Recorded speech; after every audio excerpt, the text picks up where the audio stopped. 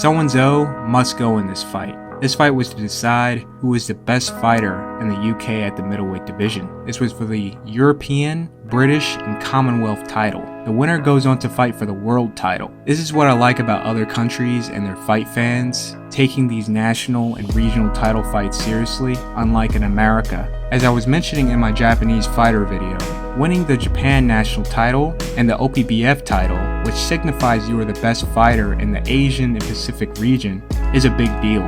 Fight fans from both Europe and Asia really gather and rally behind that. But in America, seems like no one really cares. Oh, NABF, NABO title. Oh, you are the NABF, NABO champion? Okay, whatever. That's pretty much the mindset Americans view of these belts, despite it signifying you are the best fighter in North America and will maybe catch a shot at the world title. And it's due to that lack of care that when these guys do get a title shot, they are seen as a nobody. It's sad how much those belts have devalued over the years. But anyways, back on track. Saunders made a bold statement. If he loses, he retires. And from the opening bell, he racked up an early lead. Though Eubank had his moments and really came on late, it was not enough as Saunders came away with a split decision victory. Good Saunders, not quite where it was. Oh, it's a good shot. Lovely right hand. That is quality boxing from Saunders. And still the British, European, and Commonwealth middleweight champion. The lineal featherweight champion, 62-0 Willie Pep, was against 69-17, the former undisputed lightweight champion Sami Angat. Despite Pep being a 3-1 favorite to win, the reason why he was the favorite, besides being a master boxer, this was Sami's first fight back after retiring briefly as the undisputed champion to heal up after being injured, which 5 months to today's standards is not much of a retirement. It was pretty much a competitive back and forth battle, but Sami getting the better of Pep, winning the first 4 out of 5 rounds. Pep will rally back, evening up the score, and when it was starting to go into Pep's favor during the 9th round, the heavier Angat hurt Pep and really put a beat down on him. And Pep wasn't truly able to recover, losing both the 9th and 10th. Since this was a non-title fight, Pep's title was not on the line, but it was a 10-round fight, and due to his collapse in round 9 and 10, Sami escaped away on the scorecards by a narrow unanimous decision victory. The blueprint to beat Berto was pretty much out the box a year and some change prior to this fight, when Berto faced Luis Collazo. Many believe Collazo won that fight. If Ortiz used that very same blueprint, he could have a chance of beating Berto despite coming into the fight as a 3-1 underdog. This fight was for the WBC welterweight title. The winner fights Floyd Mayweather Jr. later that year. Mayweather, who was a WBC champion emeritus because he retired as the champion back in 2007 after the Ricky Hatton fight, he had first dibs at the title when he felt ready. Ortiz, who came into the fight really with a chip on his shoulder, really wanted to prove to the fans that he had heart after that fiasco in the past with the Maidana fight. We'll see what happens from here on out, man. I'm young, but I don't think I deserve to be, getting beat up like this. So I have a lot of thinking to do. Ortiz started the fight quick, dropping Berto in the first round. In the second round, Berto still seemed shaken up, and Ortiz was able to pound away till towards the end of the round, Berto was able to tie up the knockdown count and catch Ortiz. After the second round, Ortiz, who came in the fight much heavier than Berto, was able to power straight through Berto, outlanding and just shaking him up. Berto was taking such a beating that in round 6, the doctor wanted to take an extra look at him to see if everything was okay before resuming the fight. Berto, now desperate, was able to drop Ortiz, and this time really hurt him. Ortiz gets back up and was in complete survival mode. The ref was very close to stopping the fight. I remember watching this fight live and I was like, yeah, he's about to jump in and stop it. As he was just about to make his move, Ortiz lands one good shot. Ortega, the referee, hesitated. Then Ortiz lands again, this time dropping Berto, saving himself from being stopped. That final knockdown really put a number on Berto, and he really wasn't able to get his legs back into the fight, and Ortiz swept through the scorecards, winning by a unanimous decision. 47-0 Gene Tunney was fighting 194-11 Harry Greb. This was Tunney's first defense of the American light heavyweight title. Greb was a 3-1 betting favorite. This was an incredibly bloody fight. Tunney was cut on both eyes, bleeding from the nose and inside the mouth. He reportedly lost 2 quarts of blood. After all of that, Tunney was able to last all 15 rounds to lose by a wide unanimous decision victory. Greb had completely outclassed him. Apparently, some crazy old rich man burned all of Greb's fight films, so it looks like we'll never be able to see this fight. But personally, I think there's some copies that exist, and some old, very rich collector of historic memorabilia is hoarding his film reels. I wouldn't be surprised. These types of people just buy up priceless, forgotten pieces of history and just hoard it, which is also another problem with the preservation of boxing history. A lot of these old fights from the early 1900s shot on film need a 4K digital rescan. Boxing, unfortunately, the only sport where footage is hard to view in its original form. With the UFC, you can go through their entire archive and view it in the highest quality. It's sad that with boxing, you have to rely on some guy who recorded the fight on VHS or digitally ripped it from his DVR. And if you don't have the original file, it looks like complete trash. There needs to be a historic database for boxing fights that is open for public viewing. Pagara was really being hyped up as the next star from the Philippines to break through in the States. He was currently ranked number 6 in the world by Ring Magazine at Super Bantamweight. This fight was for the WBO Intercontinental title. The winner goes on to fight for the WBO Interim title against Isaac Dagobe. Pagara starts off the fight well, knocking down Juarez in the first round. Juarez was able to really get inside and pressure Pagara, but Pagara was able to get the best of Juarez, but not for long. He was showing serious signs of fatigue. Going to the 8th round, he was up on 2 of the judges' scorecards, and literally at the beginning of the 8th, Juarez launched a massive 3-punch combination, flooring Pagara.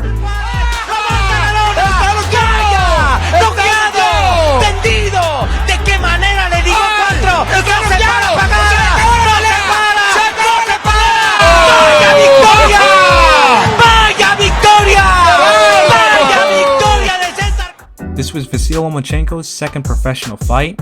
It was for the vacant WBO featherweight title. A win here would have been the record breaker, which that was currently held by Sansek Mungsuran of Thailand, who became the WBC junior welterweight champion in 3 professional bouts in 1975. Orlando Salido was the champion, but he didn't make weight. He was 2 pounds above the featherweight limit and didn't even attempt to drop the rest, so therefore the title was vacant only for Vasyl if he were to win. Salido came into fight day weighing 147 pounds, while Lomachenko came in at 136.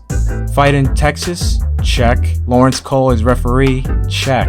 Salido a 4.7-1 underdog? Check. I don't even have to name off anymore. Looks like we got ourselves some controversy brewing. So the weight advantage was evidently clear, and Salido took full advantage of that and then some. Salido got away with a lot of dirty tactics and an anomaly of uncalled low blows. And Lawrence Cole was just being Lawrence Cole we all are accustomed to seeing. As the fight went on and Salido was really starting to tire out, the blatant holding was getting worse, and not once Cole was calling it. During the 12th round, things got far worse. As Vasyl was finally able to crack through Salido and hurt him, the officiating was getting so blatantly bad that the commentators couldn't help to crack up. Well, I hate to say it, but I think Lawrence Cole has done his normal dreadful job. He's just a dreadful referee, unfortunately, and that's one of the black eyes on the state of Texas. It happens over and over and over again. I mean, I was pretty mad myself about how bad the officiating was, but I couldn't help to laugh at HBO's commentary. Salido was able to escape away with a split decision victory. Oh my God. Oh my God, what in the world is Cole doing? He buying Salido some time. That's what it looks like. Unreal. A spirited performance by Salido. Yes, but A terrific attempt at a comeback by Lomachenko, and a dreadful refereeing job from Lawrence Cole.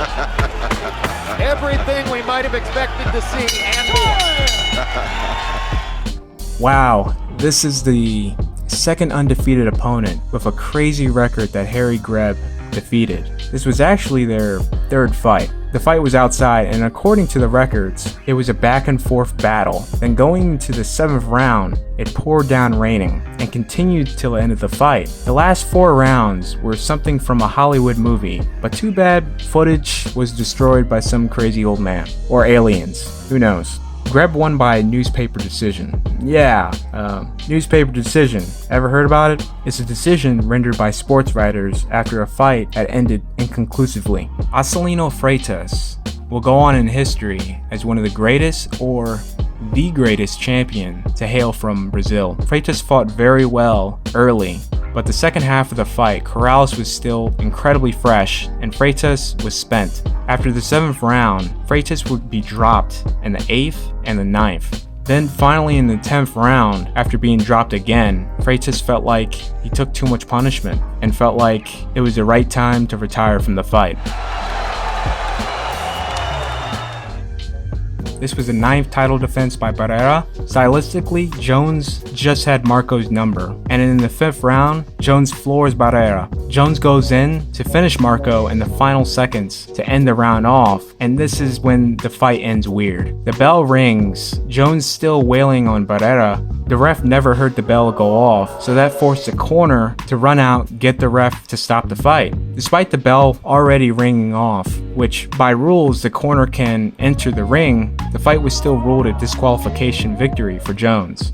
Coming into 2002, Morales was in his second weight class of featherweight and was currently the WBC champion. His second defense of that title was against 54-3 Marco Antonio Barrera in a long-awaited rematch. Their first fight was a unification bout in the super bantamweight division back in 2000. I'm guessing Barrera didn't want to pay sanctioning fees and he did not accept the WBC title, but this was for the vacant Ring Magazine and Lineal title. This was a Tijuana versus Mexico City fight, which it's a rivalry itself. The fight did not disappoint, all-out action, but this time around, Barrera was able to do more and was able to edge Morales on a close unanimous decision win. Depending on what you were looking at, specifically in the fight between the two, may judge who won. Harold chose Morales winning on the scorecards 115-113, and 2 of the official judges scored the same, but in Barrera's favor. Caceres really caught the attention of many Americans and HBO themselves, who were trying to find the next Arturo Gatti after his blood and guts performance against Zahar Amansat on the Hopkins right undercard. That performance there, he got signed on the spot. His opponent was Cuban lightweight great Yoel Casamayor. I would say Yoel was at the downside of his career. He had 2 back-to-back controversial decisions, and he came in with a chip on his shoulder to put on a good show and defeat this in his prime contender. This fight was for the lineal and interim WBO lightweight title. Casamayor started the fight fast, dropping Caceres twice beautifully. Yoel will rake up more of a lead, winning rounds 2 and 3. Caceres would finally start to crack through Casamayor in the 4th and really just take over the fight. Caceres would drop Casamayor in the 6th round. Casamayor was able to survive and make it out of the 6th. Both guys put in work, and really it could be scored either way. It was 3 straight swing rounds. And at the beginning of the 10th, Caceres blindingly walks into a beautiful counter by Casamayor after seeming to start off the round well. Shortly after being dropped, Casamayor was able to finish him off and retain the lightweight championship, ruining HBO's plans to set up a big fight between Caceres and Nate Campbell, who had won the WBO, IBF, and WBA titles off of Juan Diaz earlier that year. Before Glenn Johnson earned his name as one of the greatest journeymen and Ring Magazine Fighter of the Year, he was an undefeated contender. This was Bernard Hopkins' 5th defense of his IBF crown. Hopkins gave Johnson possibly the worst beating in his career, and it was 11 rounds of punishment. This would be legitimately the first and last time Johnson will be stopped in a fight. Still trying just to stay in this fight, wings the occasional punch, but Hopkins picks up the pace, and then Russell says, fight enough. This was a weird fight.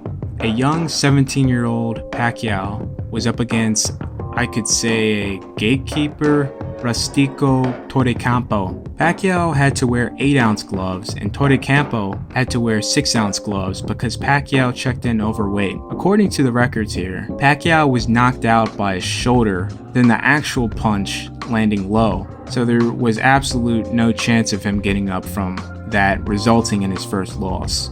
So this is the fight everyone was bugging me to include, and guess what? I'm not allowed to show any footage of this fight. So, sorry family. But I'll do my best to explain the build-up and the fight itself. But not too much, because I'm saving that for another video. Some of y'all may know what that video is. So the first fight between Deontay Wilder and Tyson Fury was a draw, and obviously there will be a rematch, all thanks to the hype coming into the first fight, literally thanks to Radio Raheem's interview, because if you didn't know, the first fight was not selling well till that infamous interview where Wilder miscomprehended Radio's question and just blew up.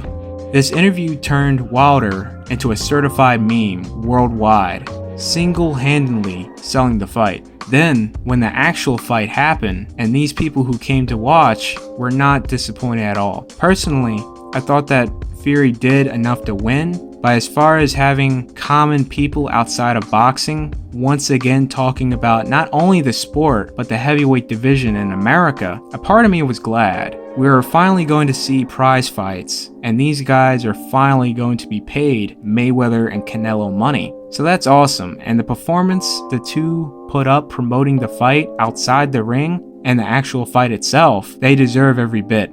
Going into the rematch, Wilder made some huge tactical errors. Him or his team thought it was a great idea to come into the fight much heavier than usual. First fight he came in at 213. The rematch, he was at an astonishing 231. Now heavyweight division, when it comes to weight, fighters may come in light some fights, sometimes heavy, depends if they want to have speed or power. It's all on the opponent they are facing. Now with Wilder, that's an awful idea. Reason why it's bad, because Fury already had a smidge of the speed advantage in the first fight. Wilder already has one punch knockout power. Pound for pound, he's putting any man down if he lands. Him putting on extra weight gave up whatever speed he had. Fury, who came in heavier with the intentions of having more power and maybe getting a knockout, he landed quite well in the first fight, but he had a huge lack of power. Fury came in at 256 the first fight and 273 in the rematch. The thing is with Fury, he is used to fighting in between 250 and 275 pounds. He wanted speed against Klitschko, he came in at 247. He wanted some extra pop on his shots and really tire his guy out when he clinches him. He weighed in at 260 against Christian Hammer. The extra weight doesn't affect him. For Wilder though, at the opening bell, you can clearly tell there was something wrong. That extra weight was a mistake. No speed at all. Fury could see the punches coming. He had time to either parry the attack, dodge it completely, or counter. If you look closely, Wilder was already breathing heavy by the second round. The third round, Wilder got hit by a perfect 1-2, landing straight to the temple. His legs were not there. Either he was exhausted already, which I stated earlier, or he was actually hurt. But later that round, Fury was able to score the first knockdown of the fight. After that, it was just downhill from there. Fury was just far fresher. Wilder put up a spirited effort, but it was just a matter of time, and in the 7th round, Wilder's corner threw in the towel. Wilder really protested the stoppage, and Mark Breland really didn't deserve that lashing from him, to where Wilder kicked him out of the locker room. Mark was seen crying outside the locker room. The 2019 year of boxing has been quite tragic. We saw 2 high-profile deaths in the ring in a 2-day span. Now, fighters and boxing fans may not be paying attention to this, but the trainers and ringside officials are. This is no game here. Tensions are high. They don't want to see any more tragedies, especially in the biggest prize fight of the year.